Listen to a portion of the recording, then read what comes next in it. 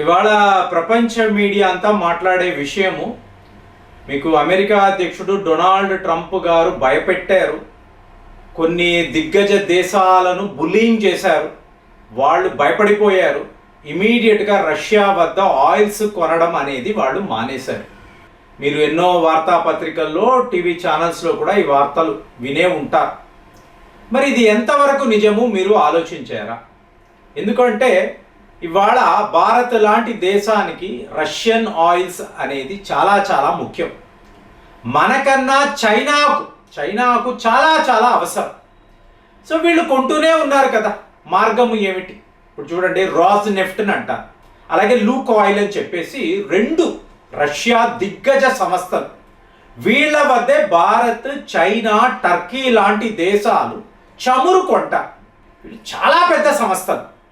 ఇప్పుడు వీళ్ళ మీద శాంక్షన్స్ విధిస్తే, భారీ శాంక్షన్స్, మామూలు శాంక్షన్స్ కాదు, భారీ శాంక్షన్స్ విధిస్తే అప్పుడు ఆటోమేటిక్గా వాళ్ళు భయపడిపోయి, లేదా వాళ్ళ వద్ద చమురు కొంటున్న చైనా, భారత్ లాంటి దేశాలు భయపడి ఇక ఆయిల్స్ కొనడం మానేస్తారు. అసలు మీరు ఒక విషయాన్ని ఆలోచించండి ఫ్రెండ్స్. ఇదంతా మీరు చూసారనుకోండి, ఎలాగో నాటకం అందరికీ తెలిసిందే. ఇప్పుడు మీరు జెలెన్స్కీని పిలిచారు కదా, వైట్ హౌస్కి రమ్మన్నారు, వాడికి భోజనం పెట్టారు, బాగా తిన్నాడు. తినిన తర్వాత డొనాల్డ్ ట్రంప్ గారు తిట్టడం మొదలుపెట్టారు. వాడు విన్నాడు. విని ఇదంతా కాదురా, నువ్వు నాకు ఆయుధాలు ఇస్తావా ఇవ్వవా, డబ్బు ఎలాగో ఆ బకరాలు యూరోప్ యూనియన్ వాళ్ళు ఇస్తున్నారు కదా, నీకు ఏమిటి ప్రాబ్లం అడుగుతున్నాడు కదా. ట్రంప్ గారు ఇంతలా మాట్లాడుతున్నాడు కదా, ఒరే నువ్వు రష్యాతో యుద్ధము చెయ్యకు, నీకు ఇవ్వాల్సిన ఆయుధాలు నేను ఇవ్వను, అలాగే యూరోప్ యూనియన్ వాళ్ళకి చెప్తాను వీడికి డబ్బులు ఇవ్వొద్దని అంటారు, యుద్ధం ఆగిపోతుంది కదా. అప్పుడు రష్యా వాళ్ళు వ్లాదిమిర్ పుతిన్ ఎవరితో యుద్ధం చేస్తాడు? అతను యుద్ధం చేయాల్సిన అవసరమే లేదు కదా. అంటే పక్కన ఉన్న వాడిని కన్విన్స్ చేయడం లేదండి. మీకు రష్యాపై శాంక్షన్స్, వాళ్లకు ఎవరు సపోర్ట్గా ఉన్నారు, వార్ ఫండింగ్ చేస్తున్నారు, వాళ్ళ మీద శాంక్షన్స్, మేము చాలా గొప్ప దేశము, మేము తలుచుకుంటే ఇదే మాటలు తప్ప జెలెన్స్కీకి ఇవ్వాల్సిన ఆయుధాలు, డబ్బు ఆపేస్తే వాడు ఆగిపోతాడు కదా, యుద్ధం ఆగిపోతుంది కదా. ఇంత చిన్న లాజిక్ వీళ్ళు ఎవరు కూడా వినరు, చెయ్యరు, ఎవరికి అవసరమే లేదు. మీకు అర్థమయ్యే ఉంటుంది. సో ఇప్పుడు ఏమైంది, యూరోప్ యూనియన్, యూకే లాంటి దేశాలు ఈ రాజ్ నెఫ్ట్ అనబడే ఈ సంస్థను వీళ్ళు శాంక్షన్స్ విధించారు వీళ్ళ మీద. ఇప్పుడు మరి యూకేకి చమురు అన్నారు. చూడండి కామెడీ. ఇప్పుడు యూకే వాడు ఏమంటాడు, రాజ్ నెఫ్ట్ మీద మేము బ్యాన్ విధించామండి, వాడిని బాయ్కాట్ చేసాం, వాడి వద్ద ఆయిల్స్ కొనము. మరి నీకు ఆయిల్స్ ఎక్కడ నుంచి వస్తుంది అంటే భారత్ నుంచి వస్తుంది. మరి భారత్ ఎక్కడండి చమురు కొంటారంటే రష్యా వద్దే కొంటారు కదా. కానీ రష్యాకు మాకు సంబంధమే లేదు, ఇది ఇండియాకు యూకేకు సంబంధించిన విషయము. సో ఇక్కడ మేము భారత్ వద్దే చమురు కొంటున్నాము. ఇలాంటి లాజిక్. యూరోప్ యూనియన్ అడిగారు అనుకోండి, ఇదే మాట్లాడతారు. ఆ సంస్థల మీద మేము బ్యాన్ విధించామండి, మేము ఇప్పుడు హంగరీ వద్ద లేదా జెగస్లోవాకియా వాళ్ళ వద్ద కొని మేము వాడుతున్నాము, వాళ్ళ మీద శాంక్షన్స్ లేదు కదా. ఇంకా చెప్పాలంటే ఈ అమెరికా వాడు ఏం చెప్తాడు, సింగపూర్లో ఉండే తన సంస్థకి చెప్తాడు, ఒరే నువ్వు వెళ్ళి రష్యన్ ఆయిల్స్ కొను, మెల్లగా దాన్ని మా దేశానికి తరలించు, మేము రష్యన్ ఆయిల్స్ కొనడం లేదండి, సింగపూర్ వాళ్ళే మాకు ఇస్తున్నారు. అంటే ఇది ఎలా ఉందంటే దీన్నే గాంధీగిరి అనొచ్చు. ఇప్పుడు బ్రిటిష్ వాడు వచ్చి మన భారతీయులను కొడతాడు, కర్రలతో కొడతాడు, లేదా తుపాకులతో కాలుస్తాడు, అది వాడి అధికారం. మన పాలకుడు కదా, వాడికి అధికారం ఉంటుంది. అదే మీరు తిరగబడ్డారు, ఒకవేళ మీరు ఒక రాయి తీసి విసిరితే ఇది హింస. మనము నాన్ వైలెంట్ మూమెంట్లో ఉన్నాం. ఎంత పాపము మీరు చేస్తున్నారు. అరే మనిషిని ఎలా కొడతాడు, కొట్టినా మనం తిరగబడకూడదు, దీనినే గాంధీగిరి అని ఆ రోజుల్లో చెప్పారంటే ఇవాళ వరకు కూడా చూడండి ఇదే ప్రపంచంలో కదా. అమెరికా, యూకే, యూరోప్ యూనియన్ వాళ్ళు ఏమో రష్యా ఆయిల్స్ కొంటూ ఉంటారు, మనము డైరెక్ట్గా వాళ్ళ దగ్గర కొని వీళ్లకు సప్లై చెయ్యాలి అనుకుంటే మన మీద శాంక్షన్స్ అంటారు. సరేనండి, ఇంత జరిగింది కదా. ఇవాళ చైనాను భారత్ను ఈ ఆయిల్స్ కొనడం అనేది ఆపేశారా? రాస్తున్నారు కదా. అవునండి, పెద్ద పెద్ద సంస్థలు ఆపేశారు. అమెరికా యొక్క శాంక్షన్స్ కి భయపడి ఇలా చేశారు. చదువుతున్నాము కదా. నిజమా? ఇది నిజమా? చూడండి, ఇప్పుడు రష్యా చైనా మీకు లిమిట్లెస్ ఫ్రెండ్షిప్ అండి వీళ్ళది. కానీ మీరు చైనాను గమనించారు అనుకోండి, యూరియా అలాగే ఫర్టిలైజర్స్ దీనిని పెట్టుకొని ప్రపంచ దేశాలను వాడు బ్లాక్మెయిల్ చేస్తూ ఉంటాడు. మనల్ని కూడా చేశాడు. మన రైతులకు రావలసిన యూరియా ఫర్టిలైజర్స్ రానివ్వకుండా చైనా వాడు మనల్ని ఇబ్బంది పెట్టాడు. కాబట్టి ఇది ఒక వేకప్ కాల్ అని మనం అనుకున్నాం. మరి ఏం చెయ్యాలి?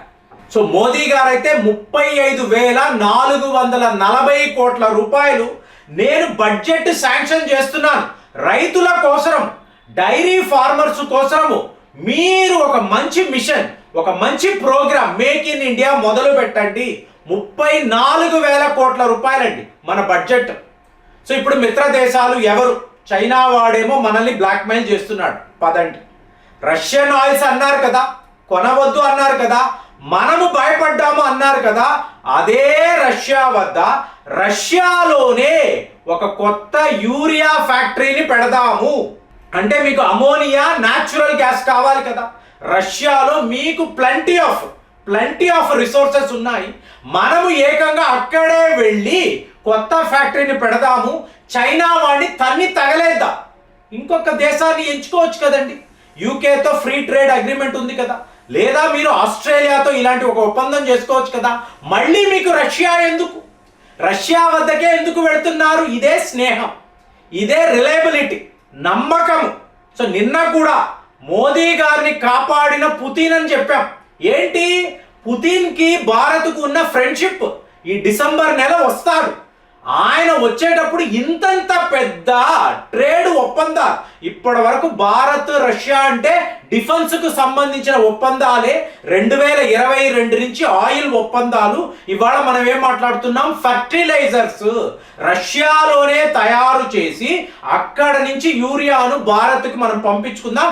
మన సొంత ఫ్యాక్టరీ అండి ఇది, ఎవరిదో కాదు. రష్యా భూమిలో వాళ్ళ లాజిస్టిక్స్ ని వాడి మనము ఇక్కడ రైతులను ఆదుకోవడానికి ఒక కొత్త రకమైన ప్రోగ్రామ్ ని మొదలు పెట్టాం. ఇది ఇందులో ఉండే పెద్ద విషయం. మరి ఇప్పుడు చెప్పండి, మనము రష్యా నుంచి దూరం అయ్యేమా? ఖచ్చితంగా లేదు. సెప్టెంబర్లోనే హైయెస్ట్ గా రష్యన్ ఆయిల్స్ మనము కొన్నాము, ఇంకా ఫ్యూచర్ లో కూడా కొంటాము. పుతిన్ గారు వచ్చినప్పుడు డిసెంబర్లో వస్తారు. ఎలాగో ట్రంప్ గారు రాలేదు, క్వాడ్ మీటింగ్ కి ఆయన ఉండడు. వాళ్ళ అధికారులు చాలా ఒత్తిడి తీసుకొస్తున్నారు. లేదండి మీరు భారత్కి వెళ్ళాలి, పుతిన్ కన్నా ముందే మీరు అక్కడ ఉండాలి అంటే ట్రంప్ లాంటి వ్యక్తిని ఇక్కడ ఎవరూ కూడా స్వాగతించడం లేదు. కానీ పుతిన్ గారికి మాత్రం రెడ్ కార్పెట్ వెల్కమ్ ఉంటుంది. మీకు ఏకంగా సుఖాయ్ 57 విమానాలు, S-500 లాంటి ఎయిర్ డిఫెన్స్ సిస్టము, ఇలా పెద్ద పెద్ద ఒప్పందాలు మీకు భారత్తో ఉంటుంది అంటున్నారు. మరి మనము రష్యాతో ఇలా మనం యూరియాకి సంబంధించిన ఒక అతి పెద్ద ఫ్యాక్టరీని పెట్టబోతున్నాము. ఆ రకంగా మనకు కావలసిన ఫర్టిలైజర్స్ ను మనం మన రైతులకు అందించబోతున్నాము అంటే ఇప్పుడు చెప్పండి, అమెరికా వాడు భయపెట్టాడు, మోదీ గారు భయపడిపోయారు. కాబట్టే 34,000 కోట్ల రూపాయలు మీకు బడ్జెట్ ని శాంక్షన్ చేసి వాడు చెప్పే జెనెటికలీ మాడిఫైడ్ ఒక ప్రోడక్ట్ కూడా వద్దు, మనము మన రైతుల కోసము సొంతముగా ఫర్టిలైజర్స్ ఫ్యాక్టరీ పెట్టుకుందాము. అక్కడ రష్యాలో మనకు కావలసిన అమోనియా దొరుకుతుంది, at the same time natural gas కూడా దొరుకుతుంది. ఇదే బెస్ట్ డీల్. మన ఫ్రెండ్ వాడితోనే మనం కలిసిమెలిసి ఉంటే మనకు లాభదాయకంగా ఉంటుంది. ఈ చైనా వాడి బెదిరింపులంతా ఇక మీదట ఉండదు. ఇది ఒక వేకప్ కాల్. ఇక మీదట మనము ఏ ఒక దేశము యొక్క ఇంపోర్ట్ మీద ఆధారపడకూడదు. మన దేశములోనే మన రైతులకు కావలసిన ఫర్టిలైజర్స్ మనం అందజేయాలని ఒక చాలా పెద్ద స్టెప్ మనం ఇవాళ తీసుకున్నాము. మరి రష్యాతో మన ఒప్పందాలు చెడిపోయాయా? రష్యన్ ఆయిల్స్ మనము కొనడం లేదా? అది అమెరికాను చూసి భయపడి ఇది చేయడం లేదా? మీరేం ఆలోచిస్తున్నారు? కామెంట్స్ లో రాయండి. మళ్ళీ వచ్చే వీడియోలో కలుద్దాం. జై హింద్.